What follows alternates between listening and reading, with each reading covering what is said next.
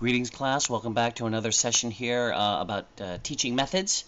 What we're going to be covering in this session is a little bit about teaching methods for social studies, things like history and geography, and some even culture that's involved here. Today we're going to be looking in specific for these areas and what ESL teachers can do to help mitigate the difficulties that ESL learners, ELLs might have as they're in these classes, and what we can do, what we need to know in order to help them succeed in those classes.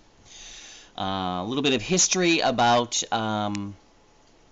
the history and the social studies curriculum for second language learners. Overseas, this is pretty much non-existent currently. There is very little specific emphasis to be teaching special aspects of U.S. history or world history or geography or other social studies related elements. It's not because they're not covered in specifically. They are covered in some places under the banner of content-based instruction, but not nearly as detailed as they are in the United States, because primarily there are some states that require English language learners to understand what's going on in these fields and how they can incorporate, or actually how they need to incorporate them into their language classes. So it's a little different than it was in the past. Okay, some of the elements that they're being focused on is how the people lived in the past. Okay, how they live now. That includes not only just economically, but also the inventions that were there, the politics that were involved, and also the other cultural mores. Also includes the political foundations that we have. For example, in the United States, that we are a democratic republic. We're not democratic and we are not republic, but it's a democratic republic. And what that means and how we can convey that. It also is supposed to be set up so that we can help these students to prepare them for citizenship. So that we want to explain to them what those foundations are so that they can become a better citizen. And finally, the materials involved in history and social studies are supposed to help students develop higher order thinking skills so that students can begin to critically analyze things that have gone on in the past and how those things influence what's going on today, higher order thinking skills. Now, in the United States, a lot of these things began because of standards that were being developed.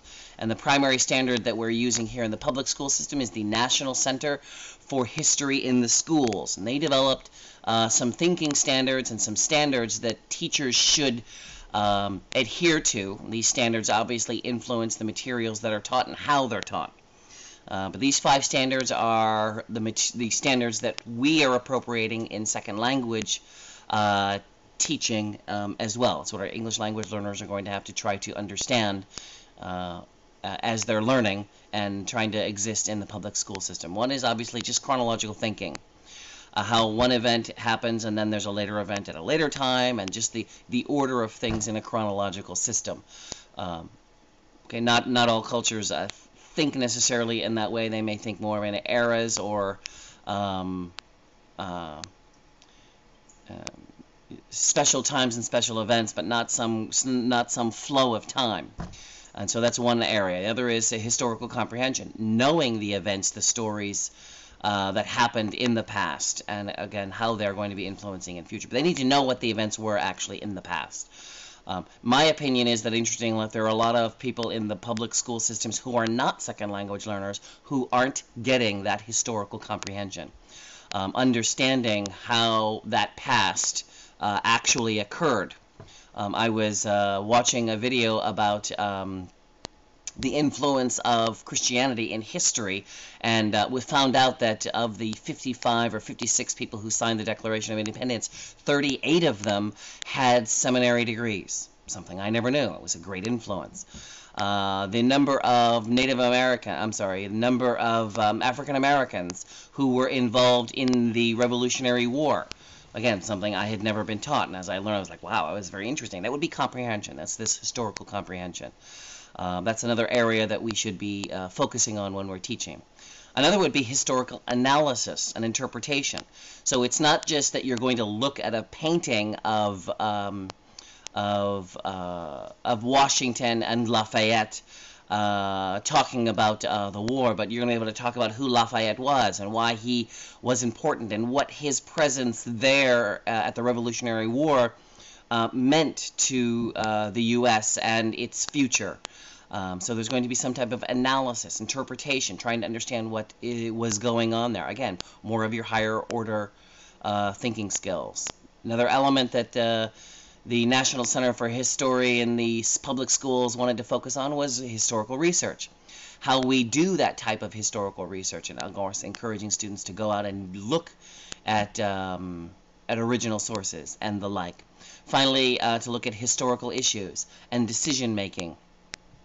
Those are the 5 points that the National Center for History in the Schools has used to build the curriculums for the public school systems. Now, obviously, they're not all the same. Different public schools use different textbooks which emphasize different materials, but the materials are supposed to be emphasizing those 5 standards. Some interesting factors involved in history and social studies. The first one here is that these materials are supposed to prepare teachers to cover the primary aspects of history. So they're not going to be delving into a lot of detail. The fact that I gave you just a little while ago about the 38 signers actually being seminary graduates. That's not necessarily something that's primary, something that I consider important, but it wouldn't be a primary thing, and so there's going to be less emphasis on that. It's the primary elements of history that they're going to be covering. It's also designed to engage students, to keep them motivated involved in history. Second language learners obviously are going to need the same thing, and we as teachers want to find a way to make history, to make social studies interesting to the students. Make it practical, make it vital to them. Although when they're studying geography, they're not just memorizing cities, states, and capitals, but they're understanding the historical elements that created Germany and how it was once split and where Prussia was and those types of the interesting aspects of it, again, making it practical to them. Important. We as second language learners do not necessarily study history. So something that's going to be important for us is that we need to know the scope and sequence of what's going on in these classes. Whether it's a history class or a geography class or a class on American civics, we should know what that scope and sequence is. We're not going to be able to be a great influence on our students unless we know what that is. Which is one reason why, for example, the state of New York is now requiring second language teachers to understand what the scope and sequence is for a variety of areas, not just history and geography, but also math and language arts. We're supposed to know what these are so we can prepare our materials to help our students. So we're going to need to know what this stuff is. We need to know the scope and sequence. So we need to know have the information regarding history, geography, and culture. Now, that information includes things like culture, the cultural differences and aspects for American history in particular, the different people groups that came and when they came, the waves in which they came, and the methods in which they came. You know, many African Americans did not come through Ellis Island. They came through a different route, and the Chinese immigrants who came, they came through a different route primarily. How that all happened, the time frames for all of these elements, the people that were involved, the movers and shakers, both in politics, also in business and entrepreneurial inventors. And how events changed the world. You know, for example, how the Erie Canal helped develop the Midwest, for example. You know, there's a people and places and then the environments. How the people in Pittsburgh, like Carnegie, and how his understanding and development of the concepts and mechanisms for developing steel revolutionized the country and helped it to become one of the powerhouses in the world, for example. All these times, places, and environments. We have to have that knowledge in hand. We also need to understand the democratic and the civic values that we have in our country. Who the founding fathers were, and what their values were, and how their values helped to develop and create this country. Again, 38 of them were seminary graduates. Many of these people, actually all of them, have agreed to, when they signed the Declaration of Independence, they agreed to forfeit or give up or challenge their life, their honor, their fortunes, and many of them did. They lost their fortunes. Some were in prison. Some lost great things because they were trying to build the country. What those values were, what those beliefs were, and we need to understand what that information is. And then, of course, the last thing here is that we need to understand the learning strategies that are involved and how we can encourage higher order thinking skills, critical thinking, and analysis with this historical information. How that information in the past is going to influence the things that are going on today and in the future. All right. So we have all this information that we have to be prepared, have under our belt, have at hand so that we can teach our students. Okay, we now have that pile of information. Now we have another pile of information, which is second language learners, and we need to find out how can I help them bridge to this material. We're going to do this by helping them, finding out what their weaknesses are and helping them to fill in those gaps. So some of them are going to have a conceptual understanding. They're going to have difficulty possibly understanding why the people wanted to leave the Europe and come to this country. What were the events that were going on there? Concepts that they may not have in their own culture. But they're going to need in order to understand what's going on here. People who, for example, manifest destiny, or that God had willed them to come, or that they had come to seek for freedom. Libertarian ideas as far as, the good government is small government, for example. Being under the tyranny of things in Europe and how they wanted to get that freedom. Some of those concepts might be foreign to the students that are coming in. What that is and how they can understand that. There's definitely going to be vocabulary that's involved, geographical vocabulary terms, civics, democracy terms, things like a democratic republic and representation and taxation. They're going to be specialized words. Language functions and discourse, how people spoke in a more logical form as opposed to a more of an emotional form, and being able to think logically and converse analytically and logically in that sense. There are going to be grammatical structures.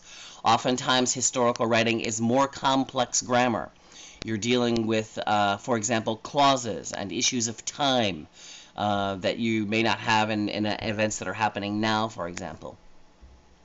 And so when you get into historical text, it's going to be longer. Historical writing is also typically less defined. It's better if you're dealing with original sources. There are less hints and tips that are surrounding your text. For example, there's no headings, there's no, the pictures aren't there, there may be no graphs, and looking at that's going to be a little more difficult for them. So there's also going to be academic language that's not generic, but geared toward looking at the history and issues involved.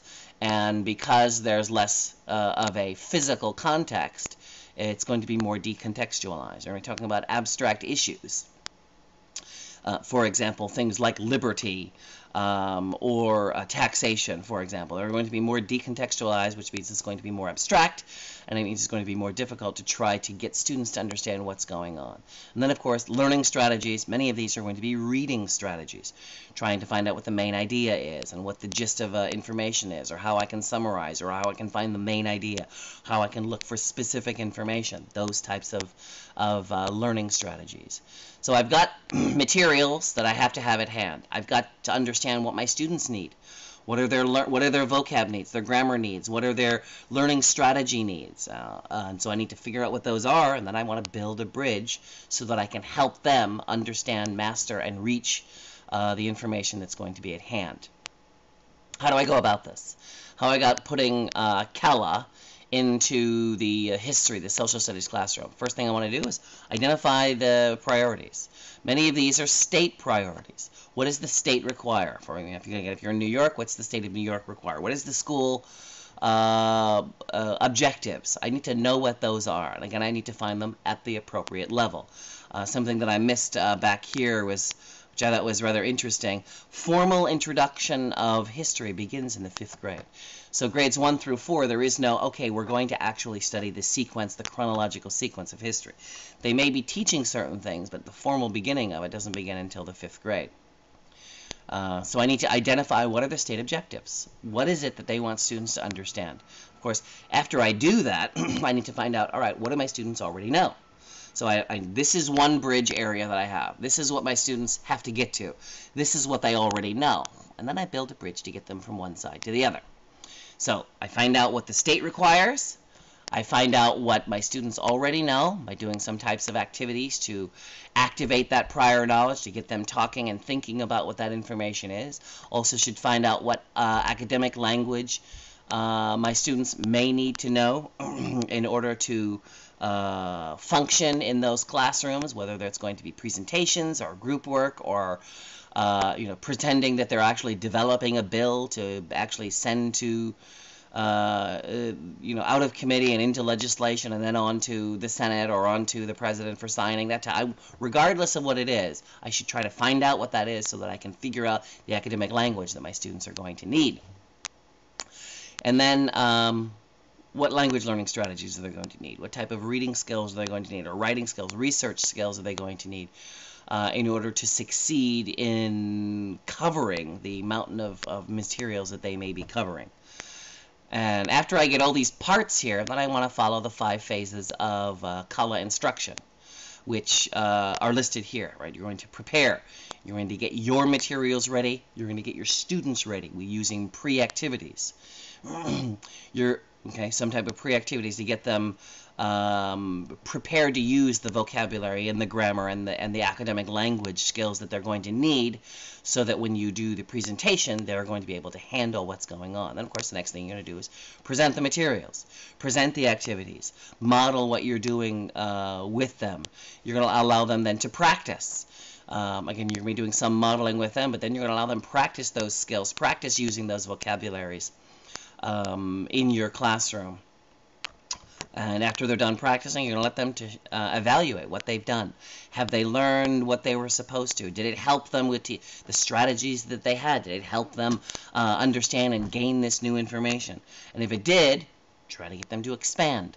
How can I use these skills? How can I use this information to pile up to get more information, to get more learning, more vocabulary, more grammar control as I go through the class? Okay, those are the 5 phases. We have talked about these before. That are your CALLA plan. That's the part of the 5 phases of CALLA instruction that teachers need, the teachers should be going through. And that's all I have for this particular chapter. Please look through the chapter. There are a lot of different activities that they have at the end of the book. Again, this is the book that we're looking at here. This is the CALLA Handbook. It's an excellent book. Again, it's by Anna Shamat. And that's the textbook that I'm using for the class. If you do have any questions, please let me know. You can get a hold of me via email or via Skype. Have a nice day now.